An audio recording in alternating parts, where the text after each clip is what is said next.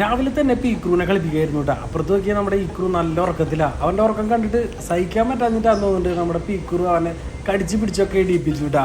അപ്പോൾ രാവിലെ തന്നെ ഞാൻ കടയിൽ പോയിട്ട് 2 കിലോ ചാള വാങ്ങിച്ചെത്തിയിട്ടുണ്ട് കേട്ടോ. വേറെ ആർക്കുമല്ല, നമ്മുടെ കുറച്ച് മോൺസ്റ്റർ ഫിഷുകൾക്ക് ഫീഡ് ചെയ്യാൻ വേണ്ടിയിട്ടാണ്. അങ്ങനെ കുറച്ച് ചാള എടുത്ത് വെള്ളത്തിലിട്ടു. കുറച്ച് പേര് മുന്നത്തെ വീഡിയോയിൽ പറഞ്ഞിരുന്നു ചാള കൊടുത്തു കഴിഞ്ഞാൽ മീൻ ചത്തുപോകാൻ ചാൻസ് ഉണ്ടെന്ന്. അത് പുറത്തുനിന്നൊക്കെ കൊണ്ടുവരുന്ന വിഷം ഇട്ടിട്ടുള്ള ചാള കൊടുത്താലാണ് കേട്ടോ പ്രശ്നമുള്ളൂ. നമ്മൾ ഇവിടെ നിന്ന് വഞ്ചിക്കാർ പിടിച്ചോടെ തന്നെ ഫ്രഷ് ചാളയാണ്, അതുകൊണ്ട് ഒരു കുഴപ്പമുണ്ടാവില്ല.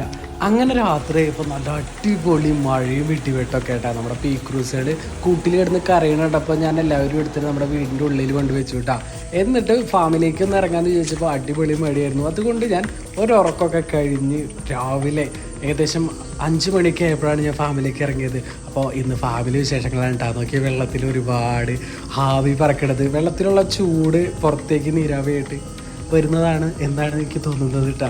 പക്ഷെ കാണാൻ നല്ല രസമുണ്ടായിരുന്നു. ആ ഒരു സമയത്ത് തണുപ്പും ഈ ഒരു കാഴ്ചകളും പിന്നെ നമ്മുടെ മീനുകളും എല്ലാം കൂടി ഒരു വ്യത്യസ്ത അനുഭവം തന്നെയായിരുന്നു. പിന്നെ നമ്മുടെ ചീകിടിൻ്റെയും തവളയുടെ ഒക്കെ കരച്ചിലുകളൊക്കെ കണ്ടടക്കാൻ ഒരു രസം തന്നെയാണ് കേട്ടോ. അതുകൊണ്ട് തന്നെയാണ് ഞാൻ കാലത്ത് തന്നെ എണീറ്റ് പോകുന്നത്. ഇത് നമ്മുടെ താമരകളുള്ള ഭാഗമാണ് കേട്ടോ. ഒരു മുട്ട് കണ്ടില്ലേ, നാളേക്ക് വിരിയാൻ വേണ്ടി നിൽക്കാൻ തോന്നുന്നു. നല്ല ചുവപ്പ താമരയാണ് കേട്ടോ.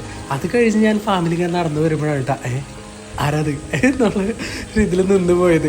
നമ്മുടെ ഒരു അണ്ണലിയുടെ കുട്ടിയായിരുന്നു കേട്ടോ. അതും വളരെ ചെറുതാന്ന് തോന്നുന്നു. മുട്ട വിരിഞ്ഞിറങ്ങി, അല്ല മുട്ടയല്ല, ഇതൊരു പ്രസവിക്കാന്ന് തോന്നുന്നു. പ്രസവിച്ച് വന്നിട്ടുള്ള ഒരു ചെറിയ കുട്ടിയാന്ന് തോന്നുന്നു. അപ്പോൾ ഒരുപാട് കുട്ടികൾ ഇവിടെ ഉണ്ടാവണം. അപ്പം നേരെ ഞാൻ ഒരു പാത്രം എടുത്തിട്ട് അവൻ ആ പാത്രത്തിലാക്കി സേഫ് ആക്കിയിട്ടുണ്ട് കേട്ടോ. അത് കഴിഞ്ഞ് ഞാൻ വീണ്ടും ഫാമിൻ്റെ ഉള്ളിൽ എല്ലാം ഇങ്ങനെ ചുറ്റിപ്പറ്റി നടന്നു തുടങ്ങി. നമ്മുടെ അരാപ്പൈമയൊക്കെ നല്ല ഉഷാറായിട്ട് കിടന്ന് നടക്കുന്നുണ്ട്. അതുപോലെ നമ്മുടെ ക്രാഫിഷ് ഞാൻ രാവിലെ ഇട്ട് കൊടുത്തിരുന്ന ഒരു ചാളയായിരുന്നു, അതിങ്ങനെ തിന്നുകൊണ്ടിരിക്കുന്നുണ്ട് കേട്ടോ. ഇവർ രാത്രി ആകുന്നതുകൊണ്ട് കൂടുതൽ ഇര പിടിക്കാനൊക്കെ ഇറങ്ങാം. പക്ഷെ നമ്മുടെ മീനുകളൊക്കെ രാത്രി സമയങ്ങളിൽ കൂടുതൽ കിടന്ന് ഉറങ്ങുന്നത് ഞാൻ കാണാറ് കേട്ടോ. പിന്നെ കണ്ടില്ലേ, നല്ലൊരു ഗോസ്റ്റ വെറൈറ്റിയിൽ പെടുന്ന ഒരു ക്രാഫിഷാണ്. അവനൊരു കുട്ടിയാണ്. അപ്പോൾ ഞാൻ അവനെ നമ്മുടെ ബ്രീഡിംഗ് ടാങ്കിലേക്ക് മാറ്റിയിട്ടതാണ്. കുറച്ച് ഞാൻ മാറ്റിയിട്ടിരുന്ന ക്രാഫിഷുകളാണിത്. പിന്നെ ഇതുപോലെ വെള്ളം കൂടിക്കഴിഞ്ഞാൽ അവർ ചാവാനും ചാൻസ് ഉണ്ട് കേട്ടോ. കാരണം വെള്ളം എപ്പോഴും കുറവായിടാൻ പറ്റുള്ളൂ. ഇത് കണ്ടില്ലേ, ഒരു 2 ഇഞ്ചിലുകൾ നിറച്ച് മുട്ട ഇട്ടിട്ട് നിൽക്കുകയാണ്. ആ മുട്ട കഴിക്കുകയാണ് കേട്ടോ ആ ഒരു ആപ്പിൾ സ്നെയിൽ. അപ്പോൾ ഇത് പറഞ്ഞു കേട്ടിട്ടുള്ളൂ ഈ സ്നെയിലുകളും സക്കർ ഫിഷുകളൊക്കെ ഇതുപോലെ മുട്ട കഴിക്കുന്നു. അതുകൊണ്ട് തന്നെ ഞാൻ അവനെ പിടിച്ച് വേഗം കാട്ടിലേക്ക് എറിഞ്ഞു. അപ്പം ഞാൻ നമ്മുടെ വലിയൊരു ടാങ്കാണിത്, വലിയ ടാങ്കിൻ്റെ ചുറ്റും ഞാൻ ഒന്നും കൂടി നടന്നു. അപ്പോൾ വേറൊരാൾ നമ്മുടെ ലോബ്സ്റ്ററാണ് കേട്ടോ. ഇതിൽ 2-3 ലോബ്സ്റ്ററുകളുണ്ട്. ഞാൻ വെറുതെ ഒരു ഭംഗിക്ക് വേണ്ടിയിട്ടുള്ളതാണ് കേട്ടോ അതൊക്കെ. അപ്പോൾ ഇത് നമ്മുടെ എല്ലാം കൂടിയിട്ടുള്ള ഒരു കമ്മ്യൂണിറ്റി ടാങ്കാണ്. ഇതിലൊരുപാട് തരം മീനുകളുണ്ട്.